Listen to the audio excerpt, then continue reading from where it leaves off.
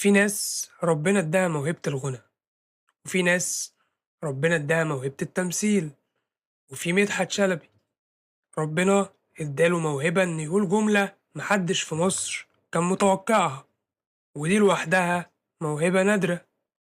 يعني لو جبت واحد بيتابع الكورة من 20 سنة وسألته إيه أكتر حاجة بتحبها في شلبوكة، غالبا مش هيقولك التعليق ولا البرامج ولا حتى الماتشات.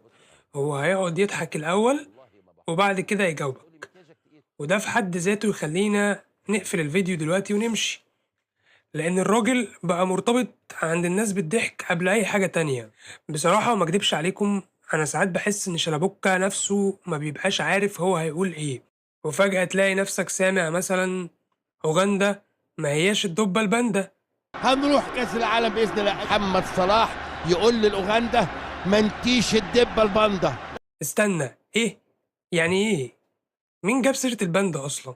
ومين أول واحد في التاريخ أصلا قرر إن هو يقارن أوغندا بالدبة الباندا؟ محدش يعرف، بس كلنا فاكرينها.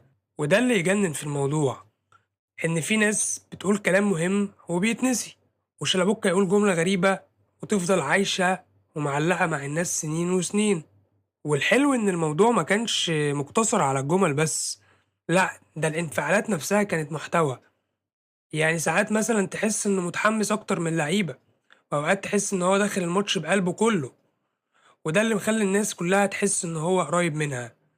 يعني بص مثلا اللقطة دي، أنا مش عايز أقول أي حاجة، أنا عايزك تركز بس، شوف الراجل وصل لفين وشوف كمية التوتر، وبعدين ارجع لي. اقفل اقفل. حضري حضري. حرام حرام حرام حرام حرام حرام حرام حرام حرام. من نفس الطرف، من نفس الطرف اللي هناك. أهو، قول لي بقى، الطرف اللي هل ده هناك. تعليق ولا استغاثة يا عكور ولا نداء يا عاجل، عكور. ولا الراجل كان مستني الحضري فعلا يرد عليه؟ معلش معلش والله ما أعرف، معلش معلش. بس بصراحة أنا بعشق اللقطة دي. أما هنا بقى، فهنا أنا مقتنع إن شلبوكة كان داخل في خناقة شخصية مع كريستيانو رونالدو، ما هي ما فيهاش تفسير غير كده.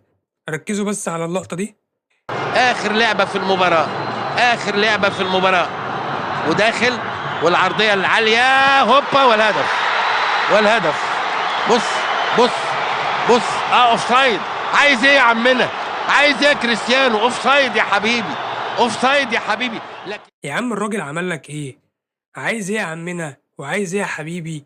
أنا متأكد مليون في المية إن رونالدو لو كان فاهم عربي كان زمانه بيلف يدور على الأستاذ مدحت شلبي بعد الماتش عشان يفهم هو زعلان منه في إيه. وبعدين طبعا لو كان عندهم كريستيانو فإحنا عندنا. صلاحيانو. اذا كان عندهم كريستيانو عندنا صلاحيانو. اذا كان عندهم كريستيانو عندنا صلاحيانو. صلاحيانو، أنا مش هتكلم، اللعبة خلصت، اقفلوا الماتش، مفيش حاجة بعد صلاحيانو.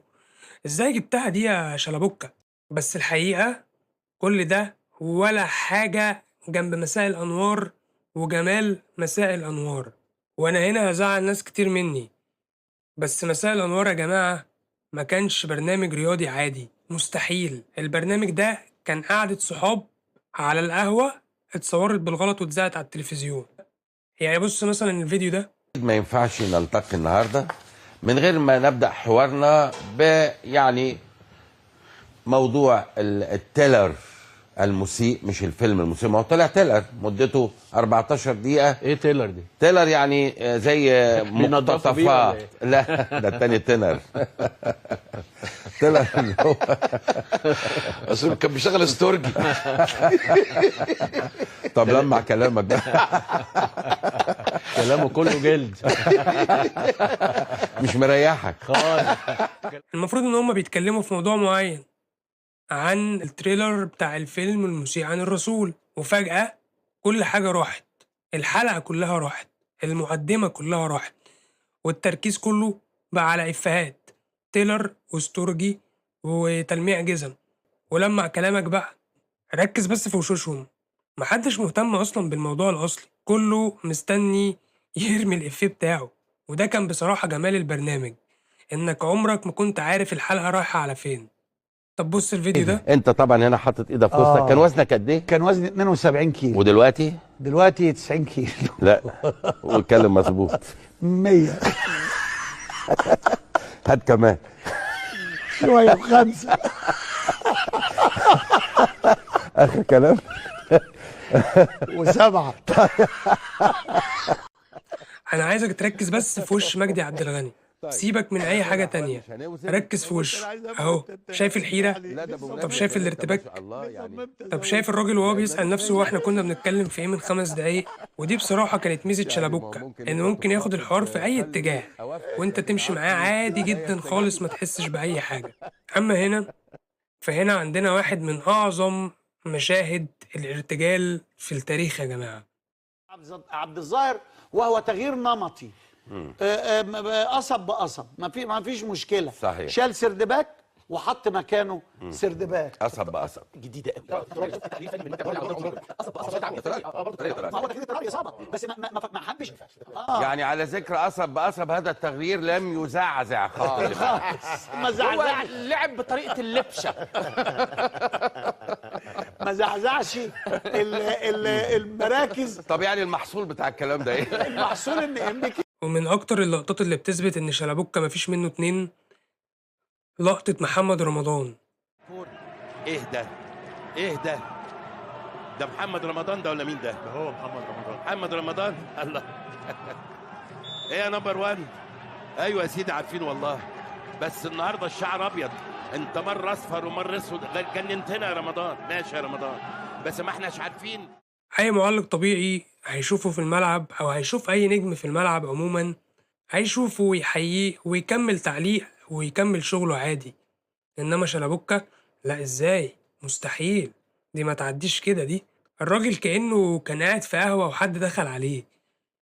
يا نمبر 1، ده محمد رمضان ده ولا ايه؟ ودي من الحاجات اللي مخليه محبوب، انه تلقائي وطبيعي ومش متصنع. والاجمل ان الروح دي لسه موجودة فيه لحد النهاردة. يعني اول ما تسمع مثلا برافو عليك، تعرف ان شلبوكة لسه هو شلبوكة. طب بص كده الفيديو ده وهو مع أبلة فاهيتا بيغني لماري هوبكنز. And dreamed of all the great things we'll do. Those were the days, my friend, we thought they never end. We'd sing and dance forever and a day. We live the life we choose, we fight and never lose, for we were young and sure to have our way. La la la la la la la la la la. مش عايز أحلف إن أنا حطيتها نغمة موبايلي تاني يوم على طول، وعشان كده ممكن ناس تختلف على أحسن لاعب، وتختلف على أحسن فريق، وتختلف على أحسن ماتش.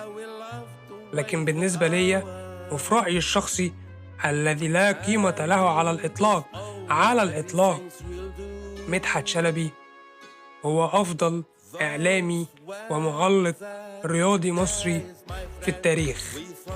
وفي الآخر عايزين نقول لك بنحبك والله يا شلبوكة، وهلا هلا هلا هلا هلا هلا. ودلوقتي دورك، عايزك تقولي إيه أكتر جملة لشلبوكة لسه عايشة في دماغك لحد النهاردة. مستنيك في الكومنتات. سلام.